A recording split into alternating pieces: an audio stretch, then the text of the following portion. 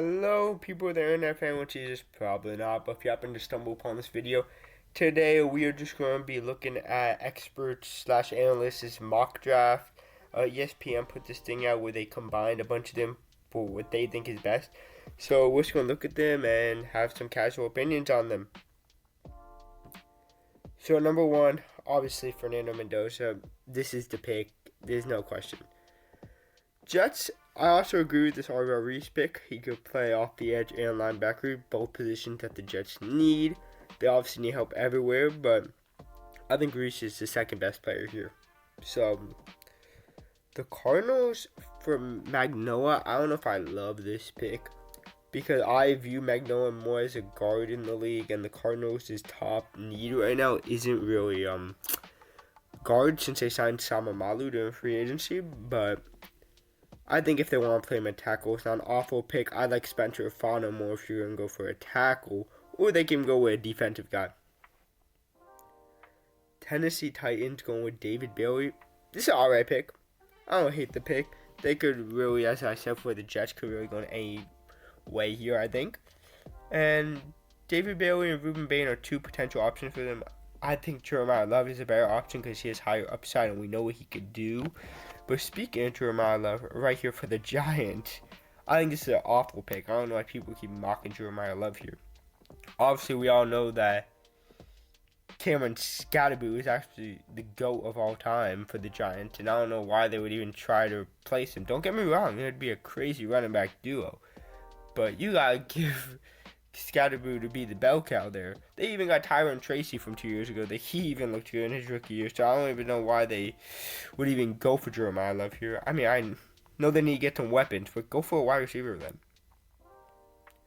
The Browns picking Mekhi Lemon. I also don't love this pick. They do need wide receiver help, but they do have two. You know, maybe not. They do have two picks in the first round, but I wouldn't go with a wide receiver with the first one because Mekhi Lemon, he's a good wide receiver, but when you could guaranteedly pick up a generational talent like a Caleb Downs or Jeremiah Love, even though I know he was taken, but I think that you should just go for a tackle, play it safe, throw like a Monroe Freeling or even a Spencer Fano if he's still available. And yeah, number 7, the Commanders going Caleb Downs. I like this pick. Nothing too crazy to say about it. Obviously, they worked on their defense this offseason, which I really liked those moves, and I don't really think they were safety there, so just plug and play. They do need a wide receiver, which I would personally take for them, but it's not an awful pick. So in this, we have Sonny Styles falling to 8. I think he's like a top 5 player. He's athletic. We've seen his upside. He looked really good down the stretch at Ohio State. And I don't know if I love this pick for the Saints because they did bring back Caden Ellis. I would rather them go with, a wide receiver or maybe a defensive player off the edge because Ruben Bain is still available. Yeah, he's still available in this mock draft. So I would go Ruben Bain over Sonny Styles if I was the Saints. The Chiefs picking up Kenyon Sadiq.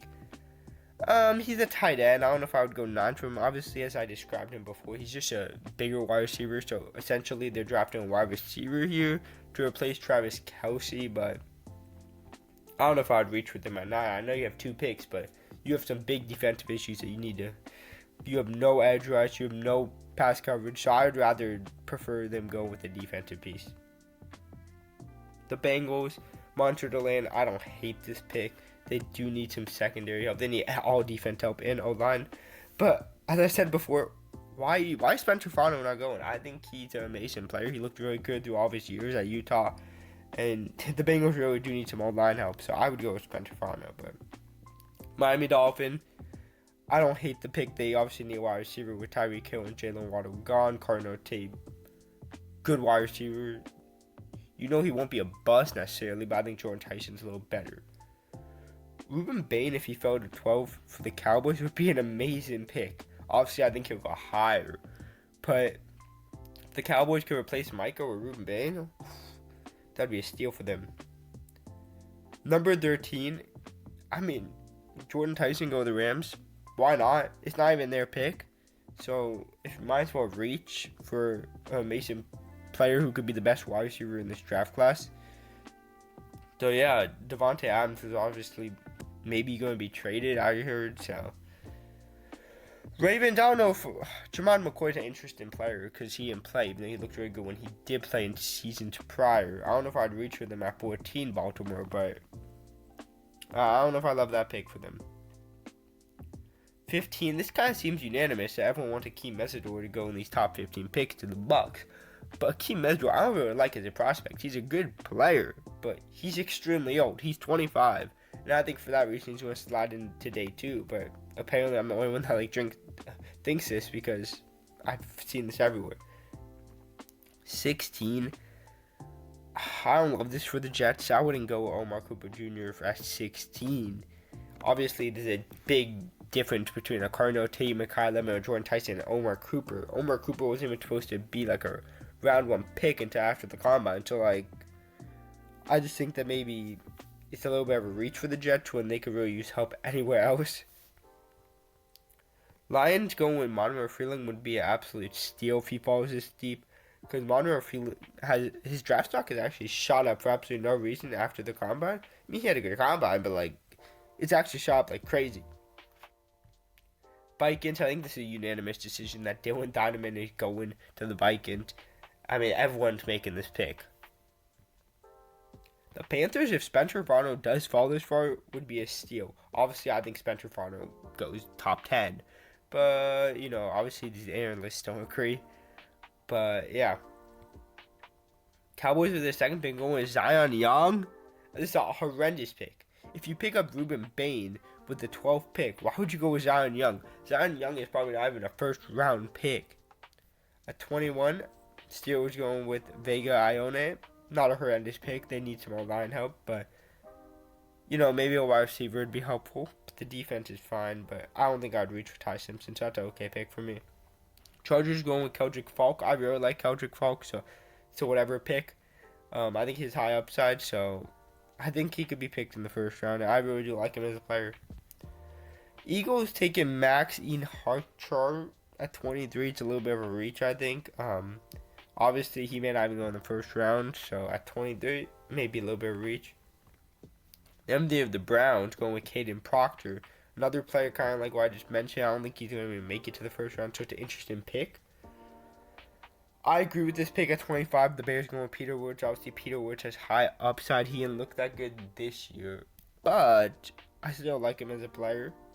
Obviously, Clemson wasn't playing for much, but I think he has an upside, and the Bears do need someone on that D-line. Bills taking Avion Terrell wouldn't be horrendous, but he's also 5'11", so that's something you do have to take into consideration. Maybe he falls into day 2 because of that. I like more of a TJ Parker here or an edge rusher. I do not like this pick at 27. Casey Concepcion to the 49ers.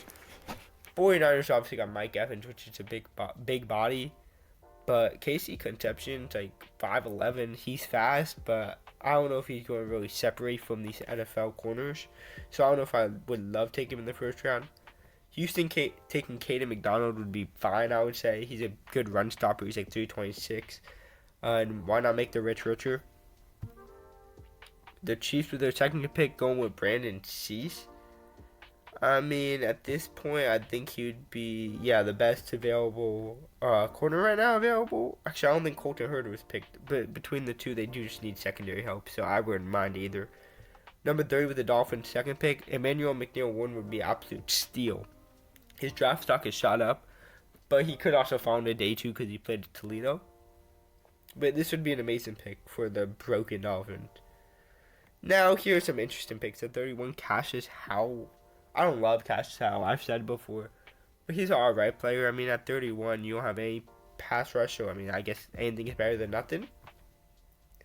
And at 32, the Seahawks take R. Mason Thomas. I R. Mason Thomas is maybe a secondary pick, but I think they need some secondary help. I think Colton Hurd would go here rather than R. Mason Thomas. But they did do round 2 and 3, but I don't feel like doing that right now. But 33, Ty Simpson. I think he's going at 33 or 34, so it's one of the two. But yeah, thank you to anyone that watched. Probably not because YouTube's being cooked. But yeah, goodbye.